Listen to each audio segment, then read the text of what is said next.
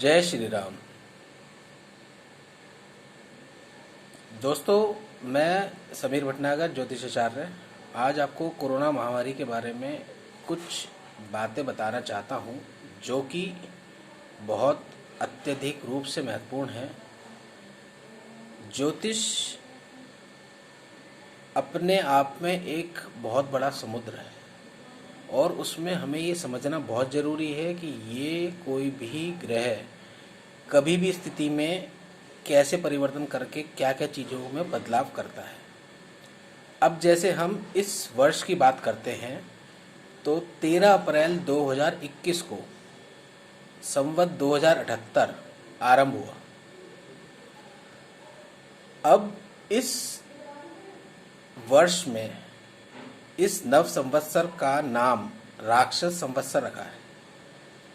अब जैसा कि नाम से ही प्रकट हो रहा है कि कहीं ना कहीं वो राक्षस प्रवृत्ति, वो राक्षसी गुण हम सबको देखने को मिलेंगे। हम सब वो सब चीज़ें किसी न किसी रूप में प्रकट होंगी।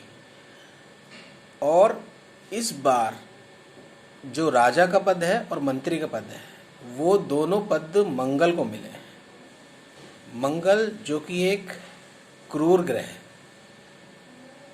और क्रूर ग्रह की एक प्रवृत्ति होती है कि वो किसी भी तरीके से किसी को आराम से नहीं बैठने देगा।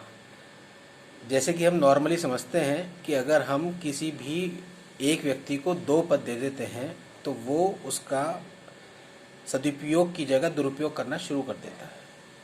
अब चूंकि मंगल राजा भी है और मंत्री भी है, यानी उसके पास दोनों पावर्स हैं, तो इससे सीधा सीधा संकेत मिलता है कि चारों ओर तबाही होगी, दुर्घटनाएं बढ़ेंगी, भूकंप आएंगे, अग्निकांड की आपको खबरें मिलेंगी, महामारी बढ़ेंगी, लूटपाट की घटनाओं में इजाफा होगा, रोग में वृद्धि होगी, जनता परेशान रहेगी। किसी न किसी कारण से सबको कहीं ना कहीं बुखार का, इन्फेक्शन का ये ट्रीटमेंट आपको देखने को मिलेंगे। अब हम बात करते हैं यहाँ से कि ये हमारे ऊपर कैसे असर करेगा और हमारे देश के ऊपर कैसे असर करेगा। तो सबसे पहले हम बात करेंगे कि हमारे ऊपर कैसे असर करेगा। अब हमारी कुंडली में अगर हम किसी भी जातक की जन्मपत्री देखते हैं तो सबसे पहले हम उसमें देखते हैं कि मंगल का क्या रोल है हमारी कुंडली में। अब मंगल, जैसे कि हमें पता है कि 13 अप्रैल को मिथुन राशि में चल रहा था और बुध जो है वो मेष राशि में चल रहा था। यहाँ पे दोनों राशि परिवर्तन का योग बना रहे हैं। ऐसी स्थिति में जब मंगल और बुध परस्पर शत्रु हैं तो दोनों की स्थिति आक्रांत की होगी, तो जनता तबाही से परेशान होने लगी, महामारी बढ़ने लगी। और जब ये स्थितियां बढ़नी शुरू हो गई हैं, जब राशि परिवर्तन का योग होता है, तो जो लोग थोड़ा बहुत भी ज्योतिष जानते हैं उनको समझ में आएगा कि जब किसी भी स्थिति की दूसरे को पावर मिलेगी तो वो जरूर जाके उसको डिस्टर्ब जरूर करता है। अब इस स्थिति को सही करने के लिए क्या है कि ये 16 अप्रैल को जब ये स्थिति बनी तो ये योग कोरोना महामारी की दूसरी लहर, जो कि सभी जानते हैं कि कितनी बुरी तरीके से हाहाकार मचा, सब लोग बीमारी और मौत के तांडव देख ही रहे हैं। इसमें सबसे ज़्यादा परेशानी किससे हो रही है? बुखार से। अत्यधिक तेज ज्वर हो रहा है, संक्रमण फैल रहा है और लगातार ऑक्सीजन की कमी हो रही है। अब ये स्थिति 1 मई को जब बुध ने राशि परिवर्तन करा और इनका परिवर्तन योग समाप्त हुआ, उसके बाद से लगभग 10 से 15 दिन, यानी कि 15 से 20 मई के आसपास ये महामारी में धीरे धीरे गिरावट आने लगेगी। ये हमारे लिए एक पॉजिटिव सूचक है, एक प्लस पॉइंट है। लेकिन अभी चिंता का विषय ये नहीं है कि हम इस पे बीमारी पे कंट्रोल कर रहे हैं या नहीं कर रहे हैं। अभी चिंता का विषय ये है कि मंगल अभी मिथुन राशि में चल रहा है और ये 1 जून को अपनी नीच राशि कर्क में आ जाएगा। नीच राशि कर्क में जब आएगा तो अगर आपके पास पावर है और आपकी पावर आपकी वजह से, किसी वजह से आपकी तबीयत सही नहीं रहती है तो आप और ज़्यादा फ्रस्ट्रेट होगे। जितना ज़्यादा फ्रस्ट्रेशन निकलेगा उस उम्मीद से ये संक्रमण और फैलेगा। अब इस समय की स्थिति को हम सरकारी नज़रे से देखें तो सरकार हमें सपोर्ट करेगी, लॉकडाउन की स्पेशल फैसिलिटीज़ होनी चाहिए। उससे ज़्यादा ज़रूरी है हमें आत्मसंयत होना, क्योंकि इस स्थिति में अपना कंट्रोल करना बहुत ज़रूरी है। अगर हम कंट्रोल नहीं करते किसी वजह से तो हमें उस प्रॉब्लम को फेस करना पड़ेगा। और इस समय की स्थिति के हिसाब से दोनों, अगर हम दोनों की बात करें, जैसे कि हम जातक की कुंडली की बात कर रहे हैं और यदि हम आज़ाद भारत की कुंडली की बात करें तो आज़ाद भारत की कुंडली वृषभ लगन की है और वृषभ लगन में इस समय तृतीयेश होगा कर्क राशि।